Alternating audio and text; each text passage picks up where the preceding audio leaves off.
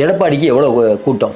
இப்போ சாதாரணமாக எல்லோரும் பேசும்போது அதிமுக ஒன்றும் இல்லைன்னு சொல்லிட்டு இருக்கும்போது எடப்பாடிக்கு கூடின கூட்டம் சரிங்க கொங்கு மண்டலத்தில் தான் கூட்டம் அப்படின்னு பார்த்தீங்கன்னா இந்த பக்கம் எல்லா இடத்துலையும் கூட்டம்.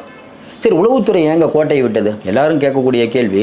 பிஜேபியும் அதிமுகவும் சேரும் போதே உளவுத்துறை எதுக்கு இருக்கும்?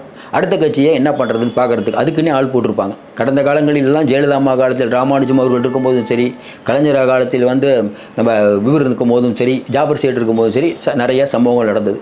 ஆனால் இன்றைக்கி என்ன நிலவுனா உளவுத்துறை அப்படிங்கிறது முதல்வர் அல்வா வாங்கி போனால் பின்னாடி போகிறது, விண்வெளி சாகசம் நடந்தால் பின்னால் உட்காந்து பார்க்குறது, பல விஷயங்களில் உளவுத்துறை கோட்டையை விட்டுவிட்டுருக்குது. உங்களுக்கு தெரியும், நிறையா கட்டுரைகளும் சொல்லிகிட்டு இருக்கோம்.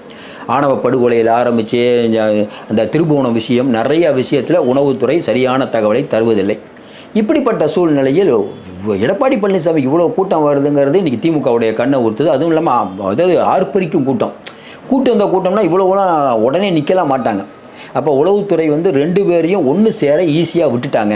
அப்போ உளவுத்துறை நடுவில் எதுவும் பண்ணலை அப்படிங்கிற ஒரு பெரிய கோபம் இன்றைக்கி திமுககாரங்களுக்கு வந்திருக்கு.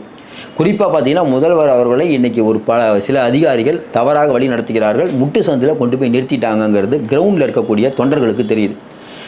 ஏதாவது எடப்பாடி பழனிசாமி இவ்வளோ தைரியமானதுக்கு காரணம் என்னென்னா அந்த கூட்டம். கடைசியாக கேட்கும்போது எப்படிங்க கூட்டம் வந்ததுன்னா, கூட்டத்துக்கு பணம் செலவு பண்ணிங்க. அதிமுக தான் பணம் இல்லையே, யாருங்க செலவு பண்ணாலும்? இல்லைங்க, நிறையா டெண்டர்கள் அதிமுக தான் எடுத்துருக்குது. என்னது, நிறையா டெண்டர் அதிமுக எடுத்துருக்குதா? எங்கங்க, பெங்களூர் இல்லையானா? தமிழ்நாட்டிலிங்க.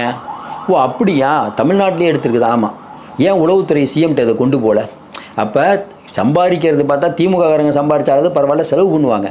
இந்த பக்கம் பார்த்தா அதிமுக பிஜேபிக்காரங்களாம் சம்பாதிச்சிட்டு இருக்காங்க. இதுதான் இன்றைக்கி திமுக. உண்மையான நிர்வாகிகள் தொண்டர்கள் அப்படியே இருக்காங்க. மேலே இருக்கவங்க சம்பாதிக்கிறாங்க. தம்பிகள் கோடிக்கணக்கில் வாட்சி கட்டுறாங்க.